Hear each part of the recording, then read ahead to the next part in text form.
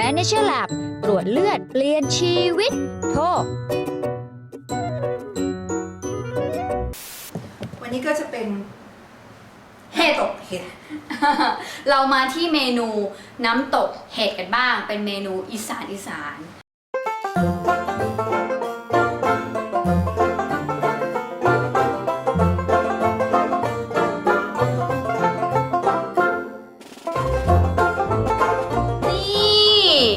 ขอกระเทียมโตว้าวที่แน่ๆวันนี้เรามีอาหารกลับบ้านแล้ว ได้แพ็คกลับบ้าน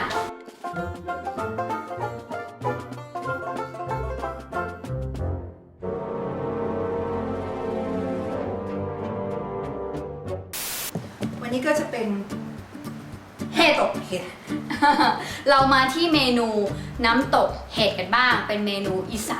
นหลายๆคนชอบมากเลยโอ้โหมันแซ่บเผ็ดร้อนแล้วก็กินได้ตลอดเวลาเลยเราหลีกเลี่ยงเนื้อสัตว์มาใช้เห็ดแทนแล้วทำไมถึงต้องเลือกเป็นเห็ดไมตาเกะรู้ไหมคะเพราะเห็ดไมตาเกะเนี่ยเวลาเราทานคู่กับกระเทียมแล้วเนี่ยมันจะทำให้ร่างกายเราเพิ่ม NK เซลล์หรือ Natural Killer Cell หรือเราเรียกอีกอย่างว่าเพชฌฆาตธรรมชาติในเม็ดเลือดขาวไปกำจัดเซลล์มะเร็งโดยเฉพาะเห็ดไมตาเกะเนี่ยคุณผู้ชายต้องฟังนะคะถ้าท่านไหนมีปัญหาเกี่ยวกับมะเร็งต่อมลูกหมากให้ทานตัวนี้อันนี้เป็นตัวช่วยอย่างดีเลยทีเดียวมาดูส่วนประกอบในการทำน้ำตกเห็ดไมตาเกะกันเลยดีกว่าค่ะเราก็จะมีเห็ดไมตาเกะแล้วเราก็จะเพิ่มให้มันดูมีหนืดๆหน่อยก็คืออันดับแรกต้องมีเห็ดไมตาเกะแบบนี้นะคะแล้วก็สับๆหน่อยนะคะฉีกมันให้มันเป็นริ้วๆหน่อยแยกๆมานะคะตามด้วยแล้วก็ใส่เห็ดออเรนจินิดนึงเพื่อจะให้มีความรู้สึกเหมือนกับทานเนื้ออันนี้เห็ดออเรนจิแยกออกมาแล้วเห็ดออเรนจินี่จะเหมือนเนื้อไก่ด้วยเคี้ยวๆงุมหงิบเราแน่นอนก็จะเป็นเนื้อไก่เลยโดยที่เราไม่รู้ต้องมีกระเทียมต้องเลือกหัวโตๆด้วยไหมคะได้ทั้งหมดนะคะแต่หัวเล็กๆเนี่ยถ้าเป็นกระเทียมไทยมันจะเผ็ดแล้วรสจัดแต่ว่ากลิ่นเขาก็จะฉุนแต่เราเอาใช้กระเทียมเม็ดโตนั่นเองเพื่อไม่ให้กลิ่นมากเกินไปฝรั่งเขาจะใช้อันนี้นะคะใช่แล้วก็ตามด้วยนี่ค่ะเครื่องในไทยทั้งหลายละค่ะใบสะระแหน่ใบสะระแหน่ผักชีฝรั่งต้นหอมผักชีนะคะทั่วไปที่มีนี่คือสิ่งที่ขาดไม่ได้เจ้าสิ่งนี้เห็นทีไรเนี่ยแน่นอนไม่ลาบก็น้ำตกแหละนะแต่ว่าโดยปกติถ้าเราทานน้ำตกหรือลาบเนี่ยเขาต้องใช้ข้าวคั่วใช่แต่ถ้าเขาใช้ข้าวคั่วแต่ถ้าข้าวคั่วมันคือแป้งมันก็จะไม่เป็นคีโตนใช่ใช้ตัวนี้แทนคีโตนต้องเน้นไขมันและที่สำคัญต้องไม่เป็นน้ำตาลต้องงดแป้งและน้ำตาลตัวนี้คืออะไรคะเราก็เลยเอางาคั่วมาแทนคือดูผ่านตาแล้วเนี่ยมันเหมือนข้าวคั่วมากเลยคุณผู้ชมดูสิเนี่ยแต่ว่านี่คืองานะคะเขาเรียกภาษาญี่ปุ่นงาขาวบดคั่วสุริโคมะชิโร่นี่จำได้แต่ชิโร่เนี่ยซึ่งอันนี้จะมาแทนข้าวคั่วแล้วเดี๋ยวเราจะมาดูกันแล้วรสชาติจะเหมือนกันเลยไหมคะอร่อยกว่าอร่อยกว่าด้วยอร่อยกว่าแล้วเราจะใส่นิดนึงคือเราจะไปใส่น้ำมันงาเพื่อให้มันหอมขึ้นนะคะเดี๋ยวลองมาดูกันมาเลยค่ะเริ่มต้นนะคะก็คือเราจะใช้น้ำมันมะพร้าว Mannature สูตรโคโคนัทคุกกิ้งออยล์สีเหลืองอร่ามลงไปในกระทะแล้วนี่ซึ่งน้ำมันมะพร้าว Mannature Coconut Cooking Oil เนี่ยถ้าโดนความร้อนก็ไม่เป็นไขมันทรานที่ก่อให้เกิดสารอนุมูลอิสระเป็นอันตรายต่อร่างกายไม่ว่าจะก่อให้เกิดโรคหลอดเลือดโรคมะเร็งแล้วก็โรคอัลไซเมอร์ทั้งหลายนะคะไม่สามารถที่จะทำลายร่างกายเราได้ถ้าเรารับประทานน้ำมันมะพร้าวเข้าไปป้องกันไว้ก่อนซึ่งผู้ชมสามารถตอนนี้ยังวิ่งไปเอาปากกากระดาษมาทันนะคะมาจดได้เลยเราปกติเราจะไปร้านอีสานหรือว่าเรานึกอยากจะรับประทานเนี่ยเราก็ไปที่ร้านและเราไม่รู้เลยว่าเบื้องหลังเขาทำอะไรบ้างแต่วันนี้ได้เห็นเปิดเผยไม่มีความลับค่ะยินดีจะบอกสูตรวีแกนคีโตเจนิกที่เน้นไขมันและไร้แป้งน้ำตาลเพื่อสุขภาพที่ดีให้กับแฟนๆรายการเปลี่ยนก่อนป่วยทุกๆคนค่ะข้อดีอย่างหนึ่งกรณีนี้ถึงแม้ว่าไม่ป่วยนะคะแต่เป็นทานมังสวิรัติ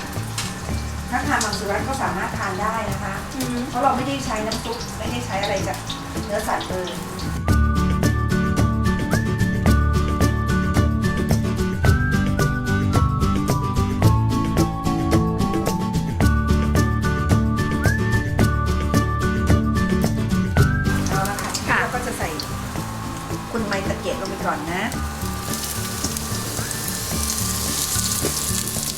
เดี๋ยวคุณผู้ชมสังเกตดีๆหลังจากที่เราใส่เข้าไปแล้วนะคะเห็ดไมตะเกะจะเกิดการเปลี่ยนแปลงอะไรบางอย่างมันจะเกิดอะไรขึ้นต้องติดตามค่ะตามด้วยดอกเห็ดดอกเกลือ แหมพูดแค่นี้ก็เชื่อเรากำลังเช็คคุณผู้ชม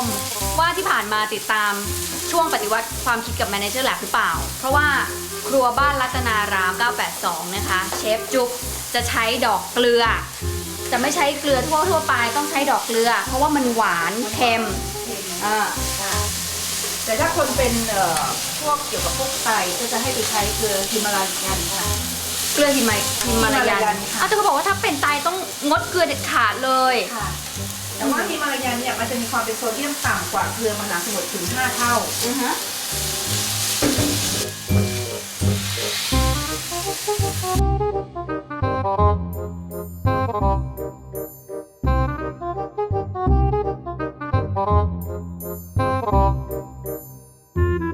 แล้วก็ตามด้วยจำได้ไหมคะอะไรเหมือนขาไก่อะไรเอ่ยเหมือนเนื้อไก่ติ๊กตอกเห็ดอะไรเอ่ยเหมือนเนื้อไก่นี่ค่ะเมื่อกี้คำถามเมื่อกี้ที่เราบอกว่าแล้วเราใช้น้ำอะไรจะแห้งหรือเปล่านี่ค่ะน้ำจากเห็ดมันออกมาแล้วเราไม่ต้องใส่น้ำเข้าไปเลยแต่ถ้าใช้เนื้อสัตว์คือมันจะแห้งเร็ว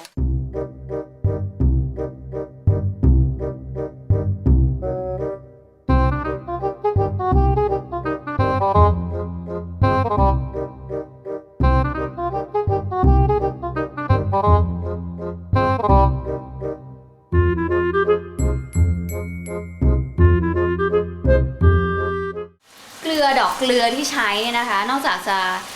เป็นการให้ความหวานโดยธรรมชาติของมันแล้วพี่จุ๊บบอกว่ายังมีส่วนที่เข้าไปขับน้ำที่อยู่ในตัวเห็ดออกมาด้วยแล้วก็ขับธรรมชาติไปด้วยเป็นน้ำธรรมชาติของเขาเลยไม่รสชาติอะค่ะเกลือเนี่ยจริงๆมันมีประโยชน์คือเขาจะเป็นตัวที่ขับรสชาติที่แท้จริงของสิ่งที่เป็นอยู่อะค่ะให้ออกมาอย่างเช่นว่าถ้าเราลองต้มมะเขือเทศดูสิคะแล้วใส่เกลือกับไม่ใส่เกลือรสชาติจะต่างกันเลยถ้าใส่เกลือเนี่ยจะเปรี้ยวถ้าไม่ใส่เกลือเนี่ยรสจะปลาๆนะจะไม่ซ่าใส่เกลือต้องเค็มเลยคะแต่ทำไมถ้าต้มมะเขือเทศมันเป็นเปรี้ยวเลยใช่แล้วเราลองเอาหอมหัวใหญ่นะคะโรยเกลือนิดนึงแล้วไปทอดดูสิคะจะหวานทำปฏิกิริยากันเนาะทางธรรมชาติตอนนี้พี่จุ๊บกำลังโรยอะไรคะพริกไทยค่ะเพราะว่าเนื่องจากว่าเดี๋ยวเราจะใส่พริกป่นแต่ว่าพี่จุ๊บชอบให้เป็นพริกไทยแล้วถ้าเราเป็นแบบพริกไทยแบบเป็นเม็ดๆได้ไหมเหมือนแบบพริกไทยดำอะไรอย่างเงี้ยเป็นเม็ดๆจะได้ไหมคะมันก็ได้นะคะแต่ว่าพี่จุ๊บว่าอย่างนี้มันเข้าเนื้อมากกว่ามันไปทั่วของมันนะคะใช่ค่ะอันนี้ให้เตาหลิวก็เตาหลิวเถอะไอ้ตัวอย่างเนี่ยนะคะเหมือนผัดหมี่อะไรสักอย่างนึงอยู่นี่นะเอาละทีนี้ได้เวลาลงหม้อเดี๋ยวต้องสวดกันไหม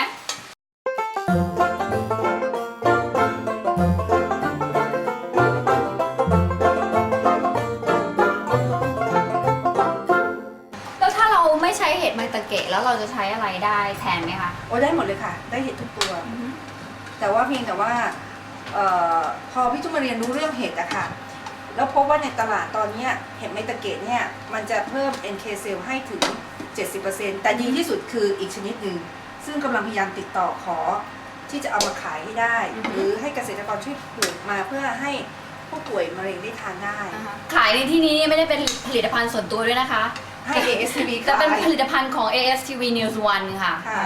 เพราะว่าคนที่ดู ASTV เขารักเราไงเราก็ต้องรักเขาใช่ด้วยการให้สิ่งดีๆกลับไปยังไงถ้าผลิตภัณฑ์ตัวนี้ออกมาและสำเร็จเป็นไปได้ก็อย่าลืมสนับสนุน ASTV News 1ด้วยนะคะนี่ค่ะหลังจากเอาเห็ดมาพักแล้วเดี๋ยวเราเดินไปอีกนิดนึงนะคะเราจะไปทำน้ำตกเห็ดไมตะเกะกันดีกว่าเมื่อกี้นี้นะคะตักเทสไป1 คำคือยังไม่ได้รสชาติพี่จูก็เดินไปเอาดอกเกลือมาใส่เข้าไปอีกค่ะใช่แล้วก็เราก็คราวนี้เราก็จะใส่สารพัดแล้วล่ะค่ะตามด้วยตัวนี้หอมค่ะหัวหอมแดงนะคะหัวหอมแดงแล้วก็สารพัดผักของเราบ้านไทยเราเนี่ยแหละค่ะผักชีโอ้โหเป็นเมนูสมุนไพรจริงๆเลยอ่ะแล้วบ้านเมืองเรานี่ปลูกอะไรก็ขึ้นนะคะโยนไปตรงไหนเนี่ยเมล็ดพันธุ์มันก็อุดมสมบูรณ์งอกงามมันไม่ใช่แบบในน้ำมีปลาในนามีข้าวแล้วในดินมีสมุนไพรด้วย ตา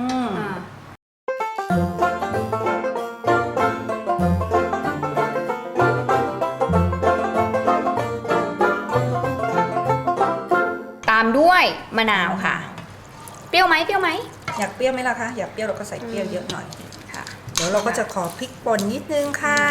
โอ้โหมื้อเย็นแบบนี้คุณผู้ชมจะกินอีกสักมื้อก็ได้นะตอนนี้เลยเวลาของการรับประทานมื้อเย็นไปแล้ว6 โมงใช่ไหมรายการของเราประมาณ6 โมงครึ่งถึงทุ่มครึ่งนะคะทุกวันเสาร์กินอีกมื้อก็ได้นะทำไม่ว่ากันมันเปรี้ยวอยู่เปรี้ยวไม่ต้องกลัวค่ะว่าเปรี้ยวถ้าเปรี้ยวเราก็จะตัดด้วยดอกเกลือ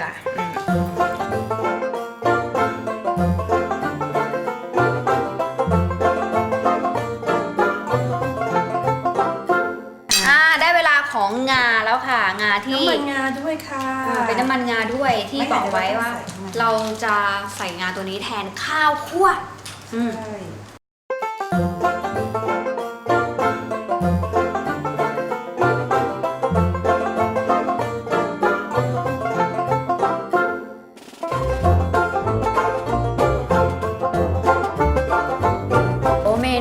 น้ำตกเห็ดไมตะเกะนะถ้าได้ข้าวร้อนๆมีควันกำลังขึ้นนะหรือว่าข้าวเหนียวปั้นเป็นแบบพอดีคำโอ้โห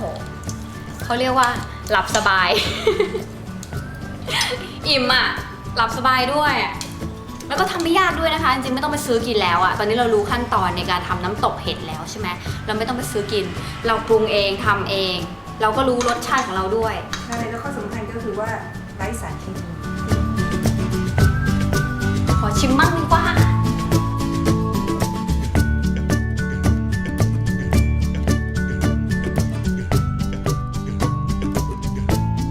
เปรี้ยวเผ็ดหรืออย่างเดียวคือเติมน้ำคั่วให้หอมนิดนึงนี่พอกระเทียมโตว้าว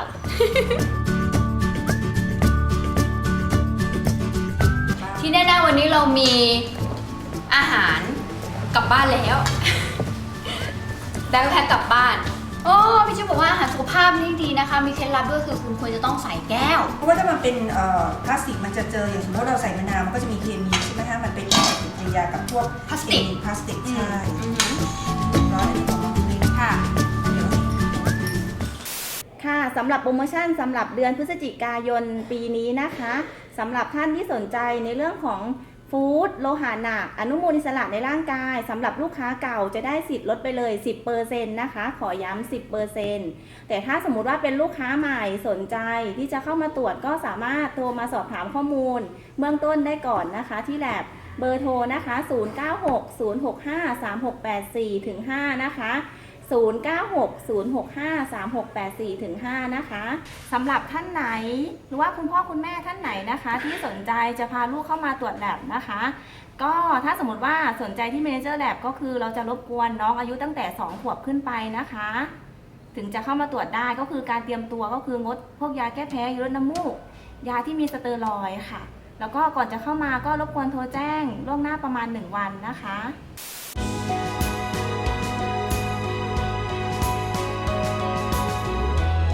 Mannature Lab ตรวจเลือดเปลี่ยนชีวิตโทรสนับสนุนโดยน้ำมันมะพร้าว Mannature ผลิตภัณฑ์เพื่อชีวิตAlkaline Water กระติกน้ำด่างพกง่ายใช้สะดวก Water Ionizer เครื่องทำน้ำด่างและกรองน้ำในเครื่องเดียว